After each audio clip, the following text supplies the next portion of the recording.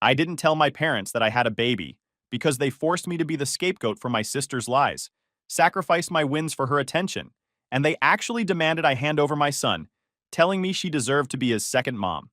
Hey Reddit, I've never really posted before, but I need to get this off my chest. Growing up, I was always the backup kid while my younger sister got all the attention for her so-called crises. Every time I had something important, birthdays, school wins, anything, it somehow turned into her spotlight. My parents acted like it was normal, like I should just deal with it. Fast forward to now. I'm older, married, and a dad. What happened with my family still feels unreal.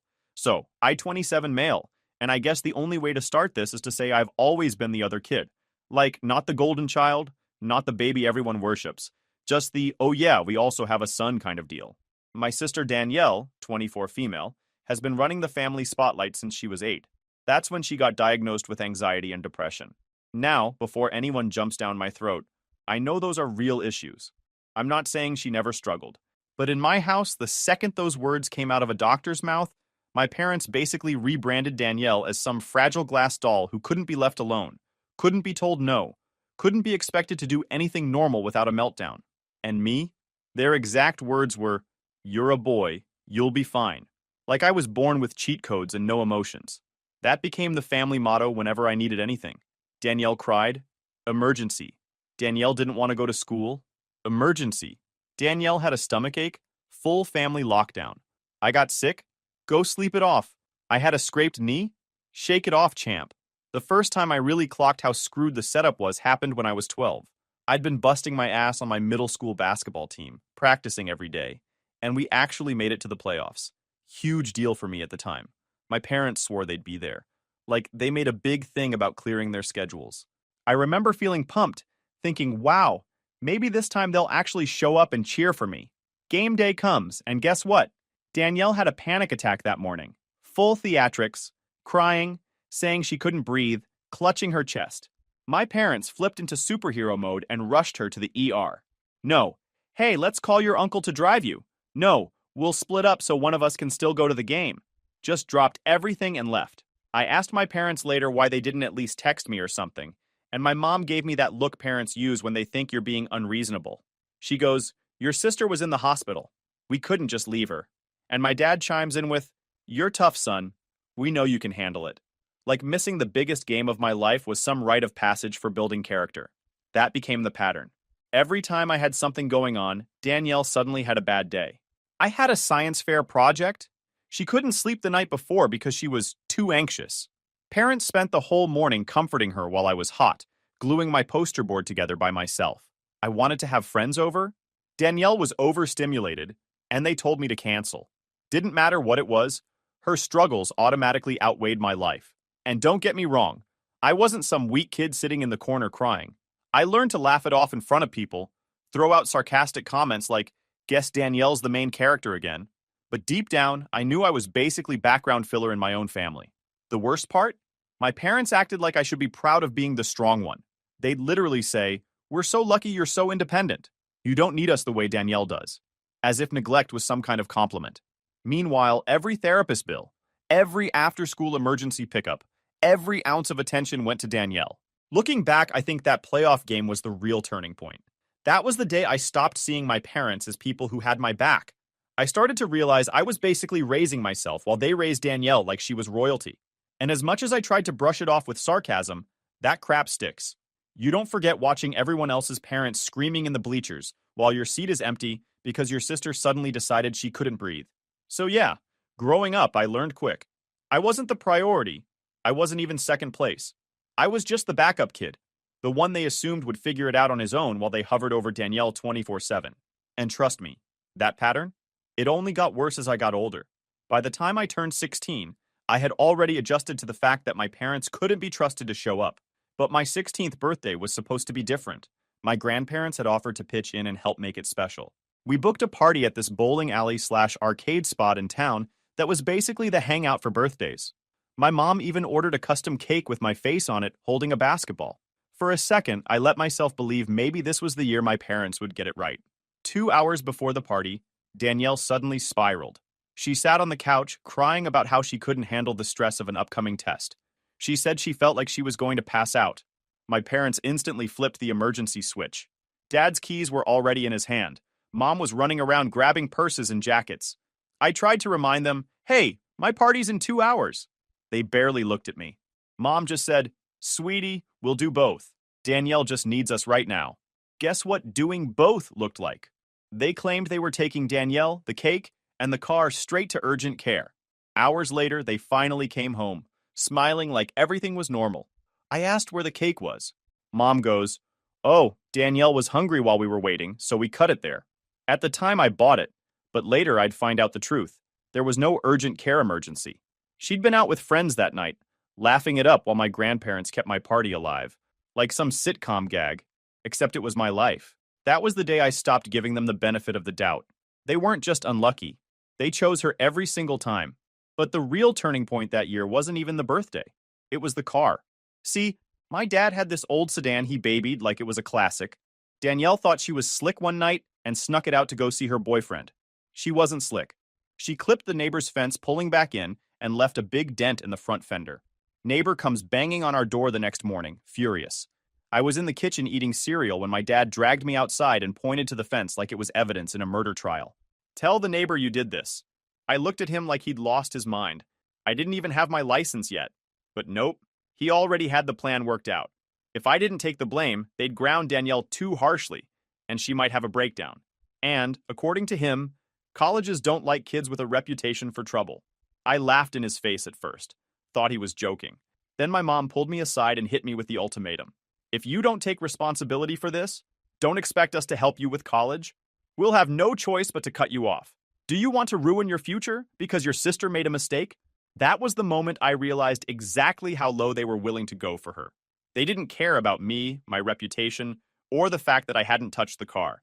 All that mattered was protecting Danielle's precious status as the fragile one. So I caved. I went to the neighbor, apologized, said it was me. He chewed me out in front of everyone on the street. Dad docked my allowance to teach me responsibility and made me help fix the fence. Danielle sat inside with her headphones on, pretending none of it had anything to do with her. And here's the kicker. I overheard her on the phone with her boyfriend later that night, bragging that she got away with it. No guilt, no thanks, just smug. That was when the resentment really cemented itself. The birthday was humiliating, but the car incident? That was betrayal, plain and simple. They didn't just neglect me, they actively used me as a shield to protect her. I remember laying in bed that night, staring at the ceiling, thinking, so this is it. I'm the sacrifice. Whenever something goes wrong, I'm the one who pays. And the worst part was knowing my parents weren't even conflicted about it. To them, it made sense. I was strong.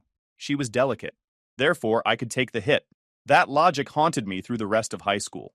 Every time Danielle screwed up, I waited to see if I'd be dragged into it. Every time I achieved something, I wondered how long it would last before she had another episode to overshadow it. By the end of that year, I wasn't just the backup kid anymore. I was the designated scapegoat. And deep down, I started planning my escape, because there was no way I was going to spend the rest of my life being the crash dummy for Danielle's mistakes. I doubled down on sports, classes, and side hustles through the rest of high school. My GPA was solid, my basketball team made regionals, and I had a part-time job at a garage changing oil just to stack some cash. I wanted one thing, college. Not some fancy Ivy, but a decent engineering program in the city. I liked building stuff, fixing things, making them work better. It felt good to use my head and my hands. I remember the night I got the acceptance letter. I came running into the living room, letter in hand, grinning like an idiot. My parents were on the couch watching TV. Danielle was scrolling on her phone. I said, I got in. Full acceptance. They even gave me a partial scholarship. For half a second, they smiled. Then my mom asked, but how much is left after the scholarship? Because we need to plan around Danielle's therapy schedule and her meds. I froze. Wait, what do you mean? You guys said you were saving for college. Dad shook his head, like I was the dumb one. Son, we told you before. Danielle's treatment isn't cheap. That's where our savings go. We just can't afford tuition for you. And that's when it hit me. The car incident ultimatum. I leaned forward and said, hold on. You literally told me when Danielle crashed the car that if I didn't take the blame, you wouldn't pay for my college. I took the blame. I ruined my own reputation for her. So where's the college money you promised? They exchanged looks like I'd just spoken a foreign language. My mom went, that was different. We needed you to be the strong one in that situation. Don't twist our words. I almost laughed. I didn't twist anything. You blackmailed me into protecting Danielle. I held up my end. Now you're telling me there's nothing for me because all of it goes to her? Dad crossed his arms. You'll figure it out. You're a hard worker. You always land on your feet. Danielle isn't built like you. She needs us more. That was it. No apology, no second thought. Just you're fine, she's not, deal with it. So I figured it out. I worked 2 jobs that summer, full-time at the garage, part-time delivering pizzas. I kept the scholarship and borrowed the rest through loans. I was constantly tired, always smelling like grease or pepperoni. But I didn't care. The grind was mine, and at least I didn't owe them anything. But then something unexpected happened. My grandpa, Mom's dad, pulled me aside one weekend when I went to help mow his lawn. He handed me an envelope and said, "Don't open it here. Just take it, and don't tell your parents." When I opened it later, it was a check. Enough to cover 2 semesters' tuition. I almost cried right there in my dorm. Grandpa had seen through their crap the whole time. A week later, he called and said, "I can't fix everything, but don't let them hold you back. You deserve better." That stuck with me. It was the first time in years a family member besides my grandparents actually said I deserved something. Meanwhile, Danielle was doing the opposite of grinding. She enrolled in community college twice, dropped out both times because the stress was too much.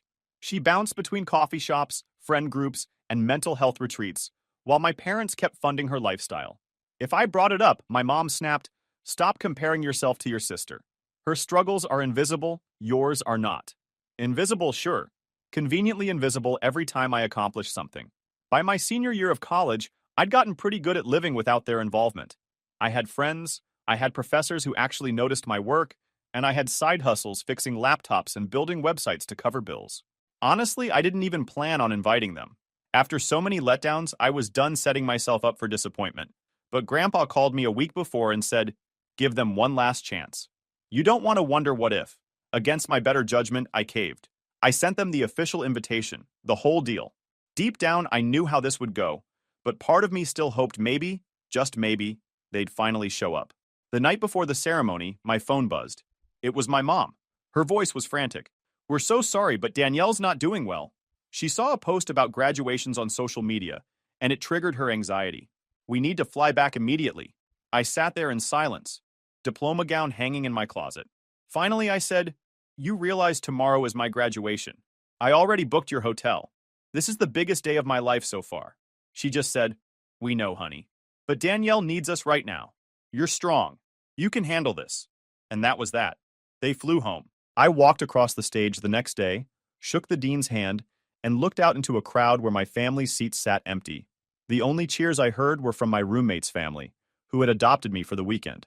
Afterward, we went out to eat, and they clapped for me like I was one of their own. When I got back to my dorm, there was a card slipped under the door. From Grandpa. Inside was a $100 bill and a note. "Proud of you. Keep going." That one card meant more than anything my parents had ever done. It confirmed what I already knew. They were never going to clap for me. I could cure cancer, and they'd still say, "Yeah, but how does this make Danielle feel?" So I stopped waiting for them to show up. If they couldn't be there for my biggest day, they'd never be there at all. And the only way forward was to build a life where their absence didn't matter. So that's exactly what I did. I graduated, packed up my crappy old sedan, different one, not Dad's precious baby, and moved to the city where my job offer was waiting. Engineering firm. Nothing flashy at first, mostly grunt work and late nights. But it was mine. Nobody could take that from me. That first year out of college, I started figuring out who I was without the weight of my parents hanging over me. I met Jess at work. She was in accounting, sharp as hell, and for the first time in my life, I felt like someone actually saw me. Not the strong one, not the backup kid, just me. Jess's family welcomed me immediately. Her dad asked about my projects like he genuinely cared. Her mom remembered my birthday without me having to remind her, and her brothers treated me like part of the crew from day one. It felt weird at first, being included without having to fight for space. While things with Jess got serious, I also started tinkering on the side. Engineering was my job, sure, but I had this itch to build something of my own. I spent nights and weekends in my tiny apartment, hammering out a project I'd been sketching since college. A couple of local firms started asking me about it, and before I knew it, my little side project was being written up in a trade magazine. When that article dropped, my phone lit up with congratulations. Co-workers, Jess's family, even old professors emailed me saying they were proud. It felt good, real good. Then my parents' number popped up on the screen. For the first time in years, I hesitated. Part of me thought, maybe Grandpa was right. Maybe they'll finally call to say they're proud. Against my better judgment, I picked up. Mom's voice came first. So we saw that article. Danielle saw it too. And now she's devastated. She already feels like a failure. And you just rubbed it in her face. I laughed. Couldn't help it. Dad jumped in with his serious tone. Son, you need to understand how hard this is for her. You've always landed on your feet. She isn't built like you. I cut him off. So getting recognized for something I worked my ass off to build makes me the villain? What about all the milestones she ruined for me? Mom's voice got sharp. Don't twist this around. We've always told you, you're strong enough to handle disappointment. Danielle isn't. That's why we have to prioritize her. That line again. The same tired excuse. You're strong. She's not. Translation. We don't care what happens to you as long as Danielle feels coddled. I didn't even let them finish. I said, thanks for reminding me why I stopped counting on you. Goodbye. Then I hung up.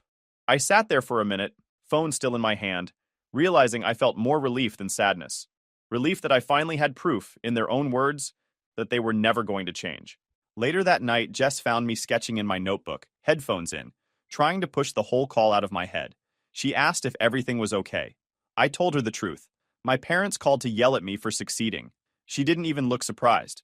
She just shook her head and said, you know what that means, right? You can't let them anywhere near your future. Not your career, not our life, not our milestones. She was right. For years, I'd been operating under this unspoken hope that one day they'd wake up and finally treat me like their son. That maybe the next achievement would be the one they'd clap for. But the project made it crystal clear. It didn't matter what I did. To them, my success was always going to be a problem, because it highlighted Danielle's lack of it. That was the night I decided they were officially out. Not just, I won't expect much out, but completely cut off from any role in my future. If I got married, they wouldn't be there. If I had kids, they wouldn't know them. If I built something huge, they'd read about it in the paper like strangers. And for once, that thought didn't scare me. It motivated me. Because if I was going to build a life worth living, it was going to be on my terms, not sabotaged by Danielle's fake crises or my parents' excuses. So I kept building, kept working, kept showing up for the people who actually showed up for me. And the more I leaned into that, the more their absence stopped feeling like a loss and started feeling like freedom. Life with Jess felt like the first time I'd been steering my own ship instead of being dragged along in the back seat. We built routines, bought a little starter house, and actually enjoyed the quiet. No drama, no emergencies, no panicked phone calls sucking the joy out of every milestone. Just us. When Jess told me she was pregnant, it was like the universe handed me the ultimate reset button. I was going to be a dad. And right there in that moment, I knew two things. 1. My kid would never grow up feeling like the backup child. 2. My parents and Danielle were never going to be part of this. We didn't debate it, didn't agonize over it. We just kept the news between us, Jess's family, and a couple of close friends. No one else needed to know. Especially not my parents, who turned every big event of mine into Danielle's pity parade. I wasn't about to let them ruin this one too. Jess's pregnancy was the exact opposite of how I grew up. Her family celebrated every step. Her mom came to appointments.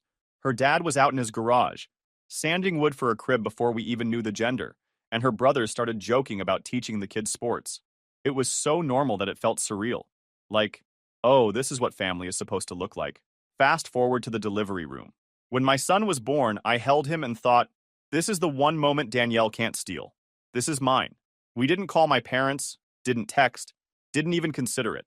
The idea of my dad pacing around pretending he was the hero or my mom crying about Danielle's feelings made my skin crawl. Our son's birth was sacred, and they weren't invited. 3 days later, Jess's sister posted a picture on Facebook.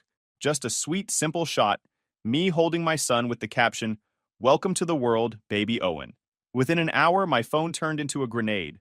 Missed calls, voicemails, paragraph texts. Mom's message came first. I can't believe you hid this from us.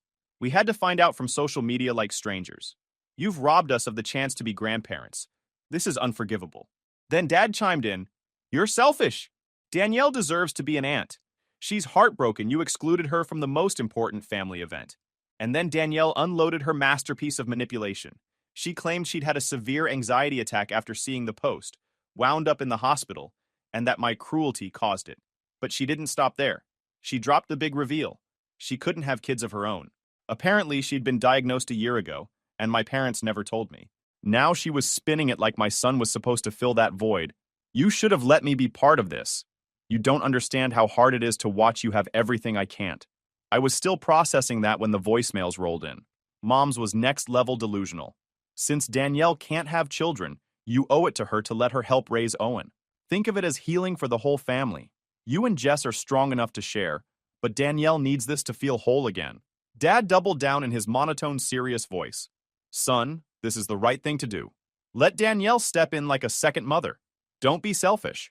I actually laughed. Out loud. My parents, the same people who skipped every graduation, ate my birthday cake in a hospital waiting room, and forced me to take the fall for a car accident I didn't cause, were now demanding I hand over my newborn like he was some kind of therapy dog for Danielle. I didn't reply. Not to the texts, not to the voicemails, not to anything. Because for once, there was nothing to argue about. They'd shown me exactly who they were. No filter. It wasn't even about Danielle's infertility. Plenty of people can't have kids, and it's tragic, but they don't try to steal someone else's. My parents weren't just clueless. They were delusional. They thought my role as their son was to provide Danielle with whatever she lacked, even if it meant sacrificing my own child. Meanwhile, Jess's family was everything mine wasn't. Her mom brought over casseroles so we didn't have to think about dinner. Her dad installed safety locks on all the cabinets. Her brothers showed up with diapers, toys, and endless jokes to keep the stress light. Every little thing reminded me that family isn't about blood. It's about who shows up. At night, when Owen was finally asleep, Jess would look at me and ask if I was okay. And the crazy part? I was. For the first time in my life, I felt completely at peace with shutting my parents out. No guilt, no second thoughts, just peace.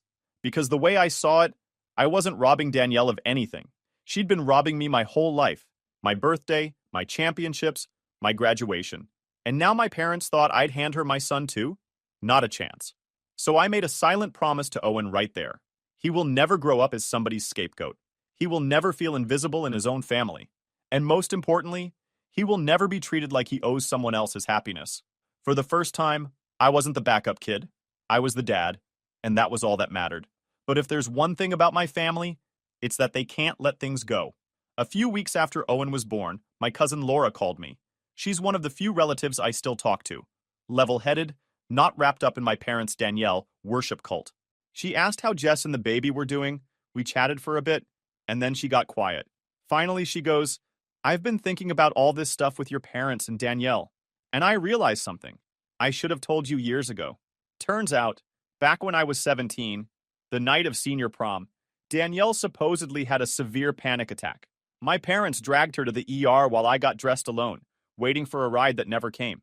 I ended up going with my date's family, trying not to look like the kid whose parents didn't care. Laura tells me she was working at the movie theater that night. Who does she see in line? Laughing with her boyfriend, eating popcorn. Danielle. No ER wristband, no panic attack. Just a regular Friday night date while I stood around in a rented tux wondering if she was dying. I felt my stomach flip. All those years I told myself maybe the timing was just bad luck. And now here was proof it wasn't. After I got off the phone, I started digging. Danielle was never careful about her social media. I scrolled back years and started noticing patterns. On my 16th birthday, when they swore she was at urgent care and even ate my cake in the waiting room, her own posts showed otherwise. She'd checked in at a restaurant with her friends at the exact time my grandparents were paying for my cake at the bowling alley. So yeah, the whole medical emergency was just a cover story. College graduation? She claimed she had a breakdown from seeing graduation posts online. Meanwhile, her Instagram showed her at a music festival that same weekend. Outfit pics, tagged friends, geotags, receipts stacked a mile high. I screenshotted everything. At least 6 different times where Danielle was supposedly on the brink of collapse, and yet she was out living her best life. I showed Jess, and she just shook her head. She didn't just ruin your milestones by accident. She made sure of it. That was when it really clicked. It was never about anxiety. It was about control. Anytime I was about to shine, Danielle staged a crisis to pull the spotlight back. I decided to call her. When she picked up, I asked straight up, "So were you at a music festival during my graduation, or did Instagram hallucinate it?" Dead silence. Then she started crying. The same old script. I pressed harder. Movie theater. You gonna tell me Laura's lying? Because mom and dad swore they dragged you to the ER that night. So which was it? The movies or the hospital? Her story started to unravel. She stammered, then finally admitted, "Sometimes I exaggerated, but only because everything came so easy for you. Do you know how much it hurt to watch you get all the achievements?" I needed attention too. I couldn't believe it. She actually admitted it. No remorse, just excuses. I told her flat out, "You stole moments I'll never get back. And now you think I'm going to hand you my kid? Not happening." She hung up on me, sobbing about how I was invalidating her struggle. I figured that was the end of it until a month later when Aunt Martha, my mom's sister, called. She's usually Team Danielle, so I almost didn't pick up. But she sounded different. Nervous. She said she'd been cleaning out my grandma's house and found a shoebox of old letters. My mom had written them to my grandma over the years, and Martha thought I needed to see them. When we met up, she handed me the box. I opened the first letter, my mom's handwriting, from when Danielle was around 8. She wrote that Danielle's panic episodes always seemed to happen when I got good grades or achieved something. The kicker? Danielle's therapist had even recommended family counseling to address it. My parents decided it was too expensive and time-consuming. So instead, they just gave Danielle extra attention whenever she pulled it. Every letter after that told the same story. My mom admitting Danielle would suddenly recover after big events. Car accident night, college graduation, even birthdays. My mom knew Danielle was playing it up, and instead of holding her accountable, she rewarded it. The last letter made my blood boil. It was dated just weeks before Owen was born. My mom wrote to my grandma that she had a feeling Jess was pregnant, and that Danielle was already upset about the idea of not being the center of it. She wrote that if Jess really was expecting, and they were invited to the delivery, Danielle planned to stage a breakdown to remind everyone she needed support too. And my mom? She actually wrote, "If that happens, we'll leave the hospital. Danielle's health comes first." Read that again. My mom was prepared to walk out on me and Jess during the birth of our son, her first grandchild, to hold Danielle's hand through another performance. I closed the letter and just sat there, shaking my head. For years, I gave them the benefit of the doubt, told myself they didn't realize what was happening. But the truth was worse. They knew. They always knew. And instead of protecting me, they made me the expendable one so Danielle could feel important. I looked at Martha and asked why she was giving me this now. She sighed and said, "Because I finally see it in black and white. You weren't exaggerating. They really did let her run the show. It hurt, but it also set me free. This wasn't just my paranoia or bitterness. It was documented, in my mom's own handwriting. For the first time in my life, I didn't feel crazy for being angry. I felt justified. I thought maybe with the letters in my hand, I'd finally have some peace. But of course, my family wasn't done trying to drag me back into the circus. About 3 months after Owen was born, I opened the door one afternoon and nearly tripped over 2 suitcases. Standing there was Danielle, eyes red like she'd been crying all day. Turns out my parents had finally hit a breaking point. Between grandma passing and some money issues tightening the belt, they told Danielle she either needed to get a job or start paying rent. When she pushed back, they kicked her out. Before I could even ask, she launched into it. Mom and Dad kicked me out. They said I have to get a job or start paying rent, and when I told them I couldn't handle the stress, they told me to leave. I don't have anywhere else to go. Please let me stay with you. I just stared at her. This was the same person who admitted to faking breakdowns to ruin my milestones, who thought she was entitled to co-raise my son because she couldn't have her own, and now she was standing on my porch, expecting me to swoop in and save her? I told her flatly, "You drove 12 hours to the wrong house." Danielle tried softening it, saying she'd realized her mistakes and wanted to rebuild our bond. But the second I brought up the letters, her tone shifted. She admitted she'd floated the idea of faking a breakdown at Jess's delivery, then tried to spin it as a joke she never meant. When I pressed about the other fake emergencies, she got defensive. My struggles were real. Sometimes I exaggerated, but only because you had everything. You could at least share the attention. That was it. I told her to leave. She refused, sat down on my porch like a squatter, and said she wasn't going anywhere until I let her explain. So I did what I had to do. Called the police. When the officers showed up, Danielle put on her helpless act. "He's my brother. We're just having a family disagreement. He's being heartless while I have nowhere to go." The officers weren't buying it. They explained she couldn't just camp on my property. They suggested she contact local social services. Watching her get escorted off my porch while still crying about being the victim, it felt like the perfect symbol of my whole life with her. 2 weeks later, my dad finally called. First actual conversation since Owen was born.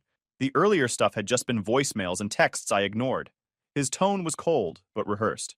Your sister's in a motel running out of money. She needs you to step up. Family takes care of each other. I didn't even raise my voice. I just asked, did you read the letters, Dad? The ones Mom wrote about Danielle planning to fake a breakdown at my kid's birth? Did you know? He went quiet for a moment, then snapped, those letters were private. You had no right to see them. And you're oversimplifying Danielle's situation. She really struggles. You're just too selfish to understand. I laughed. Selfish? After covering for her, losing milestones, missing graduations because of her emergencies, you made me the backup kid so long you forgot I had my own life. He got angrier, accusing me of abandoning my responsibilities as a son and brother. He said Mom was heartbroken, that I was tearing the family apart. I told him the truth. Danielle is an adult. She created her own mess. I'm not cleaning it up. And Owen isn't your do-over therapy doll. The call ended with him saying he was ashamed of me. I just hung up, feeling lighter than I'd ever felt. 6 months later, Jess and I had built a rhythm. Diapers, late nights, coffee-fueled mornings, but all of it worth it.